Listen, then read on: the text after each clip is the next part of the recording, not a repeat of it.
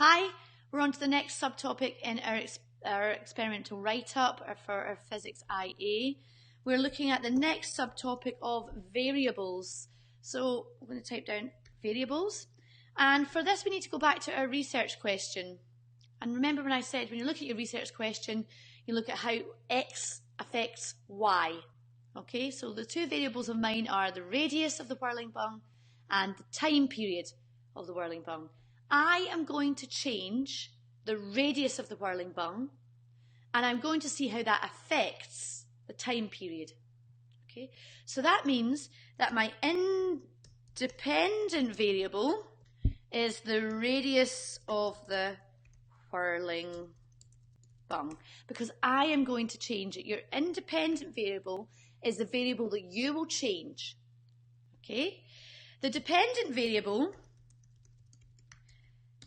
is the variable that changes as a result of the one above. So as a result of me changing the radius of the whirling bung, the time period of one orbit of the whirling bung.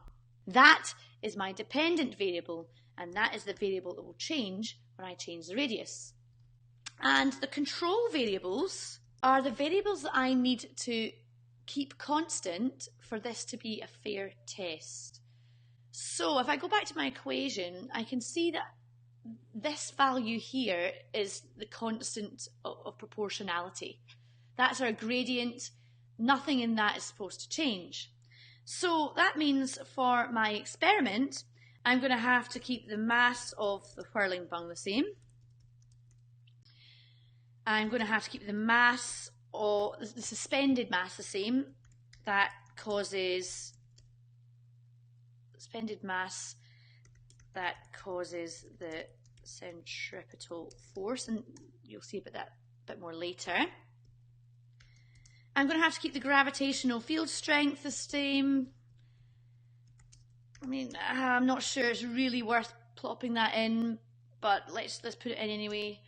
I'm going to want to keep the density of the string. So those 5 things need to be kept the same for us to make this a fair test. Now you could keep your variable section like this, and it's very important you have the independent variable there, the dependent variable, the one you change, and the control variables there. I don't think this is enough. Okay, so what I think now needs to happen is I think we need to give more information on each of the things and exactly a bit more information about each of the variables. So for example, underneath independent variable, I'm going to pop in some bullet points, and I'm going to say what the radius will be measured in. So the radius is measured in meters. I'm going to see how I'm going to measure it. It will, what implement I'm going to use to measure it, be measured using a meter ruler. And I'm going to suggest some of the problems that might occur when that measurement is made. So basically you want to say what units your variable will be measured in, what apparatus you'll need to measure it, if there's any problems with measuring it, and finally an idea of range. So would my radius be like 0 to 5 centimeters? No, that'd be a rubbish experiment. But if I can't make my radius 2 meters, can you imagine whirling a string around my head that's 2 meters long? So we're probably looking at a radius. So the range of the radius will be between 0 and 1 meter. This will allow a series of measurements to be taken with appropriate intervals. Okay, so it allows more than one measurement to be taken at an appropriate range of intervals, okay? So that's what we want to write about our independent variable. What units it's measured in, what apparatus you're going to use to measure it, any tricky things that come up, and a rough idea of the range that you can use. We then go to the dependent variable, and we're going to measure the time period of one orbit. So I'll pop in my bullet points. It's going to be measured in seconds. Time period will be measured in seconds. How will I measure it? Well, I'll use a stop clock. It will be measured using a stop clock, stopwatch.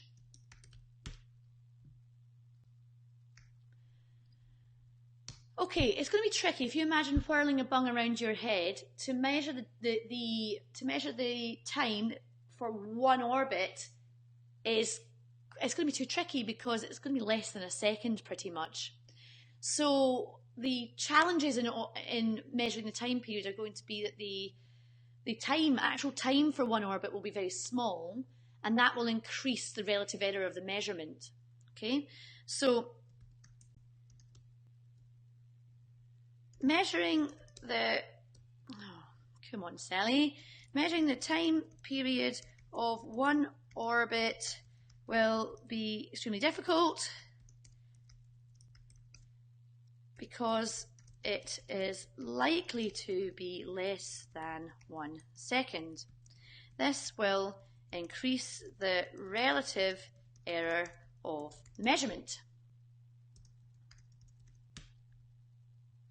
So what a solution could that be? The time taken for 10 oscillations of 10 orbits will be recorded, and this figure will be divided by 10 to obtain the average time taken for one orbit. Okay, so that's solving that problem there and reducing the random error. This will, not the random error, the relative error. This will reduce the relative error. And just a general note, if you are taking measurements of things, if you can measure an oscillation more than once, or an orbit more than once, that does reduce your error. We don't know anything about the range here, okay, because we are not going to set the range, so we can't say anything about the range. Now we have all our control variables, so let's give our control variables numbers. So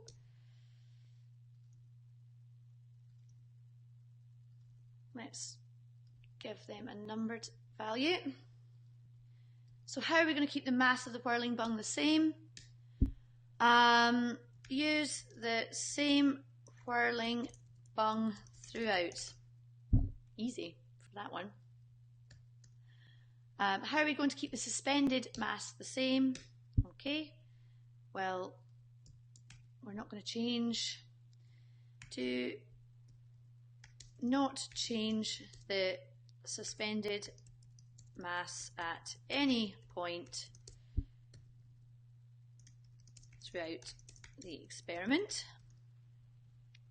Gravitational field strength, and these are really very simple. I'm hoping for you that you have more challenging control variables, to be honest, but I don't, so that's why I'm recommending you don't do this experiment. Okay, so now we have the independent variable, the dependent variable, and the control variables, and we've shown that we've thought about each of those variables in detail.